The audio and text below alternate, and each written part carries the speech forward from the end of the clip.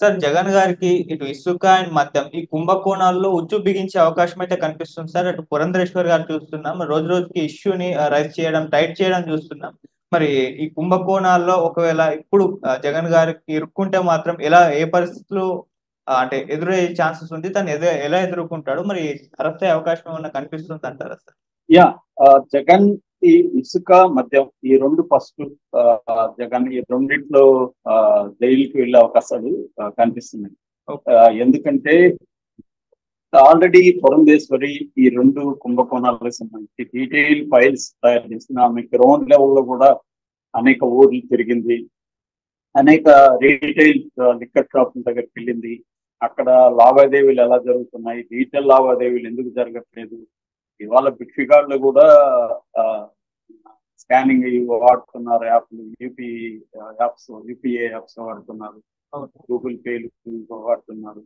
Detail payments చిన్న చిన్న షాపులు హాకర్స్ కూడా పెట్టుకొని జరుగుతుంటే ఇది ఒక ఆర్గనైజ్డ్ గా ఉన్న షాపులు ఏవైతే ఉన్నాయి 6,500 షాపులు ఎన్ని ఉన్నాయి, వాళ్ళు ఎందుకు వాడట్లేదు అనేది ఆమె ప్రశ్నించింది. క్యాష్ అమ్మకాలే ప్రధానంగా ఉన్నాయి. దీనివల్ల సంవత్సరానికి 25,000 కోట్లు జగన్ డబ్బులో వేసుకుంటున్నాడు. ఇలాగ 5 ఏళ్లలో 1,20,000 కోట్లు జగన్ కుంభకోణం జరిగింది అనేది ఆమె ఆరోపించారు. దానికి సంబంధించి డీటెయిల్స్ పంపించారు. అంటే ప్రధానంగా ఆమె చెప్తున్నది ఏంటంటే మద్యం తయారీ, సరఫరా, అమ్మకాలు ఈ 3 పేజెస్ లో కూడా కుంభకోణాలు జరుగుతాయి. తయారీ తమ సొంత కంపెనీ వాళ్ళకి ఇస్తున్నారు, వేరే కంపెనీ వాళ్ళకి ఇచ్చే పరిస్థితి ఉన్నా కూడా ఇవ్వట్లేదు. సో తయారీ అనేది అక్కడ జరుగుతుంది. అందులో బాటిలింగ్ రేటుకి సెల్లింగ్ రేటుకి మధ్య కూడా విపరీతమైన గ్యాప్ కనపడతా ఉంది.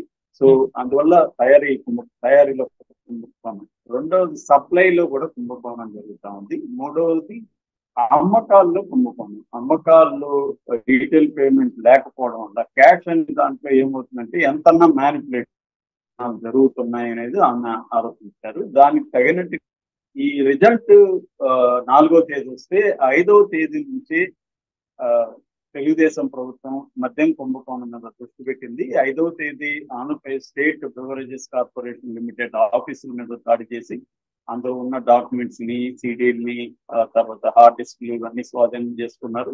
7వ తేదీ నానకరాంగూడలో ఈ ఏపీ బెవరేజెస్ కార్పొరేటర్ ఎండి వాసుదేవ్ రెడ్డి ఇంటి మీద, తర్వాత ఆయనకు సంబంధించిన ఇతర బిల్డింగ్ల మీద దాడి చేసి 5 రోజులు సోదాలు చేశారు. 5 రోజుల్లో అనేక డాక్యుమెంట్స్ కావచ్చు, హార్డ్ డిస్క్లు కావచ్చు, ల్యాప్టాప్లు, కంప్యూటర్లు ఇవన్నీ కూడా స్వాధీనం చేసుకున్నారు. దీనికి సంబంధించి శివరాం అనే అతను కూడా సిఐడికి ఫిర్యాదు చేసినట్టు తెలుస్తుంది. నేను ఆయన కొన్ని డాక్యుమెంట్స్ ని ఆఫీస్ నుంచి ఎత్తుకుపోవడం చూశాను అని శివరాం అనే వ్యక్తి సిఐడికి ఫిర్యాదు చేశాడు. సిఐడి రంగంలోకి దిగింది. ఇప్పుడు ఆయన అదుపులోకి తీసుకొని కూడా ప్రశ్నించారు. ఆయన అప్రూవర్ గా మారుతాడు అని కూడా వార్త వస్తుంది. ఆయన అప్రూవర్ గా మారితే ఆయన 164 స్టేట్మెంట్ కోర్టులు ఇచ్చి దాని నుంచి జగన్ ని పకడ్బందీగా జగన్ అరెస్ట్ చేసే కార్యక్రమం చేస్తుంది. అంటే కోర్టుల్లో కూడా జగన్ కి ఎటువంటి ఊరట లభించకుండా నీట్ గా కేసుని పెట్టి జగన్ ని జైలుకి పంపించాలని చంద్రబాబు ప్లాన్.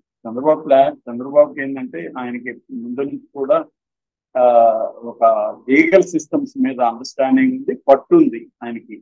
కోర్టులు ఎలా ఫంక్షన్ అవుతాయి ఇవన్నీ ఆయనకు బాగా తెలుసు. అందుకని ఇప్పుడు తమ్మాలపాటి శ్రీనివాస్ కూడా చాలా సీనియర్, ఆయన అనేక కేసుల్లో సక్సెస్ అయ్యాడు. ఆయన్ని అడ్వకేట్ జనరల్ గా ఏజీగా పెట్టాడు. శ్రీరామ్ స్థానంలో ఆయన. కాబట్టి ఈసారి పకడ్బందీగా కేసులను పెట్టి జగన్ బెయిలే రాకుండా చూసుకోవాలి, కనీసం ఒక 2-3 ఏళ్ళు జైల్లో ఉండేట్టుగా మనం ప్లాన్ చేసుకోవాలి. ఈ లోపల ఆ పార్టీ నేలమట్టం అయిపోతుంది అనేది చంద్రబాబు ప్లాన్. దానికి సంబంధించి మద్యం కుంభకోణంలో సమగ్రంగా వాళ్ళు చేస్తున్నారు అన్నమాట. సో ఇది ఇప్పుడు నిన్న వెళ్ళి ఆమె పురంధేశ్వరి కావచ్చు, ఆంధ్రప్రదేశ్ బీజేపీ శాఖ తరఫున చంద్రబాబుకి మద్యం అండ్ ఇసుక ఈ 2 కుంభకోణాలకు సంబంధించిన డీటెయిల్స్ ఇచ్చారు. సో వాటిలో కేసు పెట్టమని చెప్పారు. ఇక రెండవది ఇసుక సంబంధించి చూసుకుంటే, ఇసుక కుంభకోణానికి సంబంధించి గతంలోనే కనకమేడల రవీంద్ర ఎంపీ గారు, తర్వాత రామ్మోహన్ నాయుడు ఎంపీ, వీళ్ళిద్దరు కూడా సిబిఐకి కంప్లైంట్ చేశారు. తర్వాత సెంట్రల్ విజిలెన్స్ కూడా వీళ్ళు కంప్లైంట్ చేశారు. కంప్లైంట్ చేసి ఈ ఇసుక కుంభకోణం మీద దర్యాప్తు చేస్తున్నారు. మామూలుగా ఏంటంటే ఎంఎస్టిసి లిమిటెడ్ కి మైనింగ్ వేలం ఇచ్చారు. జయప్రకాష్ పవర్ వెంచర్స్ అనేవాళ్ళు దీన్ని తీసుకున్నారు. ఇందులో 2 కోట్ల టన్నుల ఇసుక కుంభకోణం జరిగింది, 40,000 కోట్ల కుంభకోణం జరిగింది అనేది వాళ్ళు ఆరోపించారు.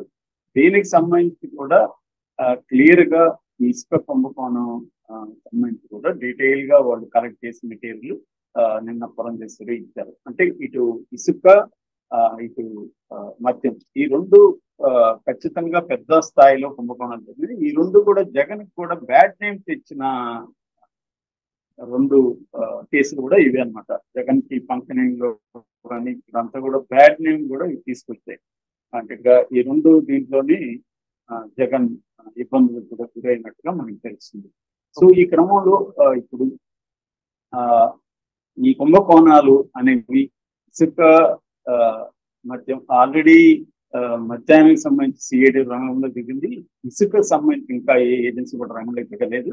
అది కూడా సిఐడికి అప్పగిస్తారా, లేకపోతే విజిలెన్స్ సెంట్రల్ విజిలెన్స్ కి ఇస్తారా, లేదా ఇప్పుడు డబుల్ ఇంజిన్ సర్కారే కాబట్టి సిబిఐని కూడా రంగంలో దించే అవకాశం ఉంది. ఎందుకంటే చంద్రబాబు మన చేతికి మట్టి అంటకుండా కేంద్ర ఏజెన్సీల ద్వారానే జగన్ని దిగేద్దామని కూడా అనుకోవచ్చు. ఒకసారి సిబిఐ రంగంలో దిగితే జంట కౌరులాగా ఈడీ కూడా రంగంలో దిగుతుంది. ఎందుకంటే ఇందులో మనీ లాండరింగ్ ఇన్వాల్వ్ అయి ఉంటుంది కాబట్టి ఆటోమేటిక్ గా ఈడీ కూడా వాళ్ళిద్దరు జంట కౌరులాగా CBI and ED financial crimes లో ఇద్దరు రంగంలోకి దిగుతారు. సో ఇద్దరు రంగంలోకి దిగితే జగన్ ని జైలుకి పంపించే అవకాశం ఉంది. ఇది జగన్ కూడా ఐడియా ఉంది నాకు తెలిసి. ఎందుకంటే ఆయన ఫస్ట్ డేని రిజల్ట్ వచ్చిన రోజే నేను గతంలో అనేక కష్టాలు పడ్డాను, ఇంకా కూడా అనేక కష్టాలు పెడతాను, వాటికంతా నేను ఫేస్ చేయడానికి రెడీగా ఉన్నాను అన్నాడు.